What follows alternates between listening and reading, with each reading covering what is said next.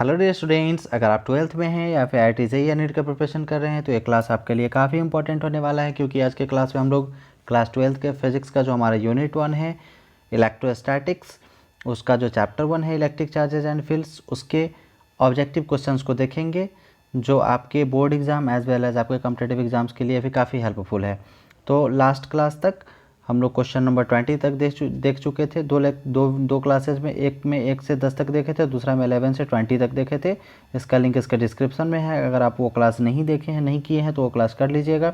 आज के क्लास में हम लोग क्वेश्चन नंबर 21 से स्टार्ट करते हैं। तो क्वेश्चन नंबर 21 है the value of 1/4 pi epsilon not is 1/4 pi epsilon not हमारा कौन सा वैल्यू है? जो हमारा कूलम्ब्स लॉ में कांस्टेंट था के, उसका वैल्यू था 1/4 पाई एप्सिलॉन नॉट। तो उसका हमारा न्यूमेरिकली उसका वैल्यू क्या है वो हमको बताना है। जो फार्मूला था force equal to electric force according to Coulomb's law, वो था 1/4 pi epsilon not into Q1 into Q2 by R square, जहाँ पर 1/4 पाई एप्सिलॉन नॉट का वैल्यू था। आपको हमेशा ध्यान में रखना चाहिए अगर आप 12th में हैं तो 9 into 10⁻⁹ newton metre square per coulomb square, क्योंकि इससे रिलेटेड आपका न्यूमेरिकल भी आ सकता है ऑब्जेक्टिव, या फिर 2 मार्क्स में नॉर्मल सा छोटा सा, या फिर आपको ऑब्जेक्टिव में इस तरह से भी पूछा जा सकता है क्वेश्चन। तो इसका ऑप्शन क्या हो जाएगा? Option A 9 into 10⁻⁹ newton metre square per coulomb square. कभी कभी आपसे इसका डायमेंशन भी पूछ सकता है कि जो कूलम्ब फोर्स का कोलम्बियन कांस्टेंट का वैल्यू क्या, कोलम्बियन कांस्टेंट का डायमेंशन क्या होगा, या फिर कोलम्बियन कांस्टेंट का SI यूनिट क्या होगा। SI यूनिट पूछे तो Newton metre square per coulomb square, dimension पूछे तो आप इसका डायमेंशन निकाल देंगे। तो इस पर बेस्ट आपका क्वेश्चन आ सकता है। फिर क्वेश्चन नंबर 22 है the relative permittivity epsilon R of a medium is equal to. देखिए यहाँ पे एक टर्म है रिलेटिव परमिटिविटी, और इसी तरह का टर्म एक और आपको दिखाई दे सकता है डाई इलेक्ट्रिक कॉन्स्टेंट। तो डाई इलेक्ट्रिक कॉन्स्टेंट पूछे या फिर डाइलेक्ट्रिक कांस्टेंट, जैसे यहाँ पर रिलेटिव परमिटिविटी एप्सिलॉन आर पूछ रहा है, उसी तरह से डाइलेक्ट्रिक कांस्टेंट के पूछ सकता है कि डाइलेक्ट्रिक कांस्टेंट के का हमारा वैल्यू क्या है, या फिर रिलेटिव परमिटिविटी एप्सिलॉन आर का वैल्यू क्या है। तो हम लोग जानते हैं कि relative permittivity is the ratio of permittivity in medium to the permittivity in free space. मतलब permittivity of medium to the permittivity of free space का जो रेशियो है उसको हम लोग बोलेंगे रिलेटिव परमिटिविटी। ठीक है, तो ऑप्शन हमारा क्या हो जाएगा? देखिए यहाँ पर मीडियम का जो परमिटिविटी है वो एप्सिलॉन m के बदले नॉर्मल एप्सिलॉन यूज़ कर दिया है। तो यहाँ पे एप्सिलॉन हमारा परमिटिविटी ऑफ मीडियम है और epsilon naught permittivity of free space है। तो इसका आंसर हो जाएगा option A epsilon by epsilon not. फिर हम लोग क्वेश्चन नंबर 23 को देखते हैं the unit of electric susceptibility zeta is. जो इलेक्ट्रिक ससेप्टिबिलिटी है इसका ऐसा यूनिट क्या होता है? तो इलेक्ट्रिक ससेप्टिबिलिटी जो है आपका, ये इसका हमारा फॉर्मूला होता है P by epsilon not into E, जहाँ P हमारा इलेक्ट्रिक डाइपोल मोमेंट है और epsilon naught permittivity of free space, और ये हमारा इलेक्ट्रिक फील्ड। अगर सबका ऐसा यूनिट यहाँ पे हम लोग डालें तो फाइनली कैंसिल होने के बाद हमको मिलता है 1। मतलब इसका एक्चुअली में कोई ऐसा यूनिट है ही नहीं, मतलब ये यूनिट लेस है। और कभी कभी इसका डायमेंशन आपको पूछेगा इलेक्ट्रिक ससेप्टिबिलिटी का, चूँकि इसका कोई यूनिट नहीं है तो इसका डायमेंशन भी कुछ भी नहीं होगा। तो इसका डायमेंशन भी हमारा क्या हो जाएगा? नहीं होगा कुछ भी, मतलब डायमेंशन लेस है और यूनिट लेस है। तो इसका ऑप्शन होना चाहिए option D, none of this. पर ऑप्शन आपका इसमें बी दिया हुआ है, उसको आप कैंसिल करके ऑप्शन डी पे टिक कर लेंगे। कुछ आंसर इस में आपको गलत मिलेंगे, जो गलत दिया गया है तो उसको हम लोग सुधार कर लेंगे, नन ऑफ दिस। या फिर अगर ऑप्शन हमारा होता यूनिट लेस तो हम लोग यूनिट लेस पे क्लिक करते हैं ना, कि इसका कोई भी यूनिट नहीं है और इसका कोई भी डायमेंशन नहीं है। किसका? इलेक्ट्रिक ससेप्टिबिलिटी का। आप हमेशा ध्यान में रखेंगे इस चीज़ को, इसका कोई भी ऐसा यूनिट नहीं है, कोई भी डायमेंशन नहीं है। क्वेश्चन नंबर 24 को देखते हैं if the force acting on a test charge Q0 at rest in an electric field is F, then electric field intensity E will be. अब आप कॉन्सेप्ट को ध्यान से समझिए। एक चार्ज है, चार्ज के कारण, मान लीजिए चार्ज Q है, जिसके कारण चारों तरफ हमारा इलेक्ट्रिक फील्ड क्रिएट हो रहा है। मान लीजिए पॉजिटिव चार्ज है, इसके कारण इलेक्ट्रिक फील्ड लाइन बाहर की तरफ इस डायरेक्शन में इस तरह से जा रहा है। अब इसमें एक तो मान लीजिए यहाँ पर टेस्ट चार्ज अगर Q0 है तो इस Q0 पर एक फोर्स अप्लाई होगा इस चार्ज के कारण, जो इस डायरेक्शन में होगा। ठीक है, तो इसके अकॉर्डिंग, इस सिचुएशन के अकॉर्डिंग यहाँ पर जो हमारा इलेक्ट्रिक फील्ड इंटेंसिटी है E इक्वल टू हमारा क्या होता है? Force acting per unit test charge, force acting, यहाँ जो फोर्स एक्ट हो रहा है per unit test charge is called electric field intensity. मतलब E इक्वल टू हमको मिलेगा F अपॉन क्यू नॉट, मतलब F इक्वल टू हमको क्या मिलेगा, क्यू नॉट इंटू ई, दोनों मल्टीप्लाई हो जाएगा। ठीक, तो देखिए हमारा ऑप्शन क्या है, ऑप्शन ए है E equal to F upon Q not. और कभी कभी इसी तरह का क्वेश्चन पूछकर आपसे ये पूछ सकता है कि इलेक्ट्रिक फोर्स का वैल्यू क्या है, तो उस कंडीशन में F इक्वल टू क्या हो जाएगा, क्यू नॉट इंटू ई। लेकिन जो आपका मेन फार्मूला है वो यही है कि इलेक्ट्रिक फील्ड हमारा जो होता है वो force acting per unit test charge. ठीक है, तो E equal to F upon Q not, इस फार्मूला को आप हमेशा ध्यान में रखेंगे, ये आपका एक बहुत इंपॉर्टेंट फार्मूला माना जाएगा।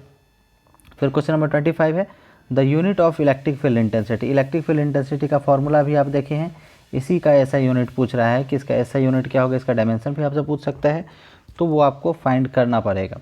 अब इसका ऐसा यूनिट क्या होगा, देखिए फोर्स का ऐसा यूनिट हमारा होगा न्यूटन और चार्ज का ऐसा यूनिट होगा कूलम्ब, तो न्यूटन पर कूलम्ब, या फिर इसी को आप चाहे तो n और c का पावर -1 NC इनवर्स भी लिख सकते हैं, न्यूटन पर कूलम्ब, इसको हम लोग पढ़ेंगे।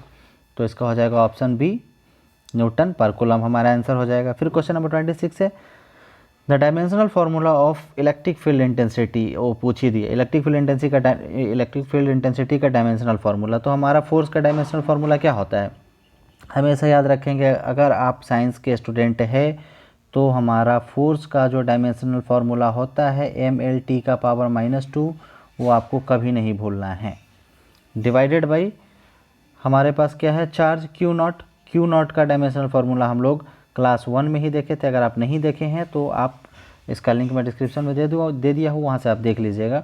तो चार्ज का हमारा डायमेंशन क्या होता है AT, इसको भी आप परमानेंट ध्यान में रखेंगे अगर आप 12th में हैं तो आप क्या करेंगे, डिवाइडेड बाई AT कर देंगे।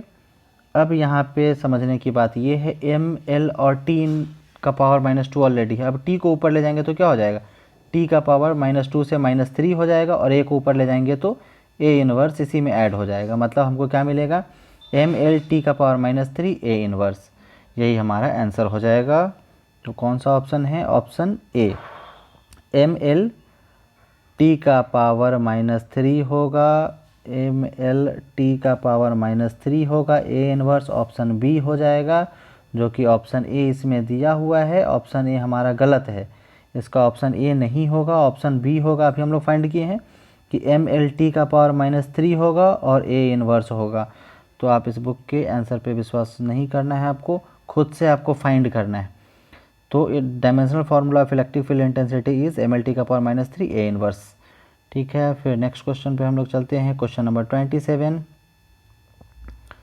क्वेश्चन नंबर 27 है if the uniform electric field is E, अगर हमारा कोई यूनिफॉर्म इलेक्ट्रिक फील्ड E है, चारों तरफ हमारा यूनिफॉर्म इलेक्ट्रिक फील्ड है, एक समान इलेक्ट्रिक फील्ड E है, the force on A charge Q, एक चार्ज Q पे फोर्स कितना अप्लाई होगा इन इट, इसमें। तो अभी हम लोग पीछे जस्ट इस तरह का कॉन्सेप्ट देखे थे कि जो हमारा इलेक्ट्रिक फील्ड E है और मान लीजिए कि इस पे फोर्स कुछ F लग रहा है, तो इस कंडीशन में E इक्वल टू क्या होता है F और अब डिवाइडेड बाई जिस चार्ज पे फोर्स लग रहा है, तो इस चार्ज पे Q पे लग रहा है, मतलब Q F बाई Q। तो यहाँ पर फोर्स इक्वल टू क्या हो जाएगा, Q इंटू E।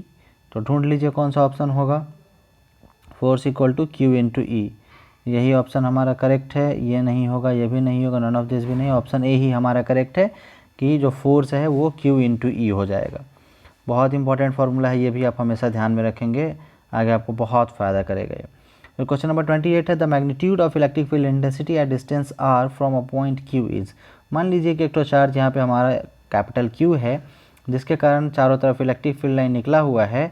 अब इस इलेक्ट्रिक फील्ड लाइन में कहीं भी हमको मान लीजिए एक इस पॉइंट पर, एक कोई P पॉइंट ले लीजिए, इस पॉइंट पर हमको इलेक्ट्रिक फील्ड इंटेंसिटी का वैल्यू फाइंड करना है। कहीं कहीं पर आपको इलेक्ट्रिक फील्ड इंटेंसिटी भी मिलेगा, कहीं कहीं पर आपको सिर्फ फील्ड इंटेंसिटी मिलेगा, कहीं कहीं पर आपको सिर्फ इलेक्ट्रिक इंटेंसिटी मिलेगा, या फिर कहीं कहीं पर इलेक्ट्रिक फील्ड इंटेंसिटी तीनों मिलेगा, जैसे यहाँ पर है उस तरह से।